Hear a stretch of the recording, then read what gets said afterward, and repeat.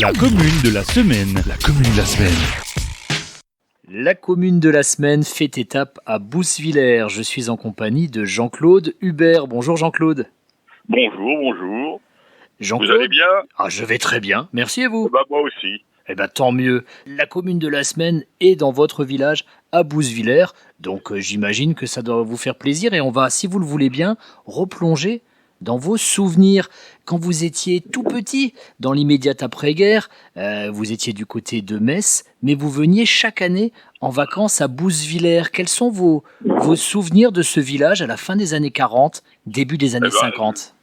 Le village de Bousswiller, donc après la guerre, est un village qui était partiellement détruit et donc les gens revenant de Charente en septembre 40, au lieu de revenir sur Bousswiller, à l'époque ils n'ont pas pu revenir sur Bousswiller parce que les Allemands avaient créé le Grand Camp de Beach et que Bousswiller, comme beaucoup de villages, était donc incorporé dans le Grand Camp de Beach, était appelé à disparaître. Et donc les gens se sont retrouvés dans le Saulnois pendant 1945, où ils étaient métayers sous la férule d'Allemands que les Allemands, les nazis, avaient donc fait venir d'Allemagne pour les surveiller dans leur travail.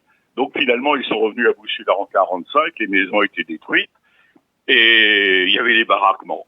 Comme dans tous ces villages, les gens vivaient dans les baraquements, ceux dont les maisons étaient partiellement détruites sont rentrés dans leurs maisons, ont calfeutré les fenêtres, ont mis des portes ou des fenêtres là où il n'y en avait plus, enfin c'était du bricolage. Et ils ont vécu comme ça. Mon premier souvenir, moi je m'en souviens très bien, c'était Noël 45 et le Christkind, à l'époque on parlait pas de Père Noël, mais c'était l'ange qui venait nous apporter des noix et des pommes, voilà. Donc c'était assez pauvre, mais bon, les gens étaient heureux, ils sortaient de la guerre, ils retrouvaient finalement leur terre et leur chez-soi. Donc et il y avait à l'époque une convivialité qui était assez forte, puisque personne n'avait rien, tout le monde était dans la même situation, les gens s'entraidaient comme ils le pouvaient. Ça, c'est les premiers souvenirs que j'ai. Bon, par la suite, il y a eu la reconstruction, évidemment, donc les gens ont retrouvé leur maison, et en même temps, ont retrouvé du confort, parce qu'il n'y avait pas d'eau courante à l'époque, il n'y avait pas d'assainissement, il n'y avait pas de WC, donc il y avait la cabane au fond du jardin, encore longtemps après, et donc les gens ont retrouvé un certain confort et puis une joie de vivre. Ils ont cultivé leur terrain.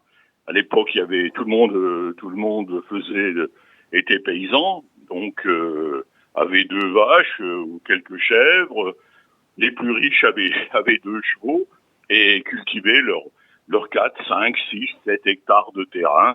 Et par la suite, comme ça suffisait plus, bien ils sont devenus ouvriers paysans. Alors, ouvriers paysans, ça veut dire qu'ils sont soit allés travailler à la mine, Petite Rosselle, les puits de Sainte-Fontaine, etc. Il y avait des cars qui les conduisaient tous les jours. Ils travaillaient en poste, donc de matin, midi et soir. Et des cars, donc les conduisaient à leur travail, ils revenaient, etc. Les femmes s'occupaient des enfants et s'occupaient un peu de l'agriculture, et puis eux donnaient le coup de main quand ils rentraient à la maison. Voilà, comme ça que ça s'est développé, toujours dans la convivialité. Et jusqu'au jour d'aujourd'hui, où encore, on a des frontaliers qui travaillent en Allemagne, mais il n'y a effectivement plus d'agriculture du tout. Tout à l'heure, vous avez parlé de confort. Est-ce que vous pensez que le confort moderne, quelque part, a un peu tué l'esprit de convivialité? C'est peut-être un grand mot, tuer, mais un petit peu étouffé dans l'œuf l'esprit de convivialité et d'entraide. Normalement, il ne devrait pas y avoir d'antinomie entre le confort et la convivialité.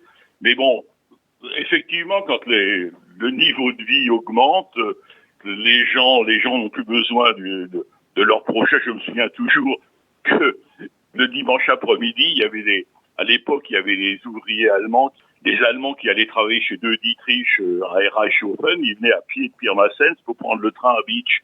eh bien les gens de Bousswiller qui étaient assis sur leur banc devant les maisons leur proposaient de boire un café ou de boire un verre d'eau ou de boire un schnapps, etc. Donc c'était les gens étaient ouverts beaucoup plus. Aujourd'hui, il n'y a plus personne sur la route. Hein. Chacun est chez soi, chacun regarde sa télé, je ne sais pas quoi, mais en tout cas, il n'y a plus personne. Ou par exemple le soir, je me souviens très bien, les uns allaient chez les autres. Alors ils jouaient aux cartes, ils buvaient du schnapps, les femmes tricotaient, se racontaient leurs petites histoires, et il y avait les familles se réunissaient et les amis se réunissaient. Voilà une plongée dans l'histoire de Bousswiller que nous continuerons avec plaisir demain. Merci beaucoup, Monsieur Hubert. De rien, je vous en prie.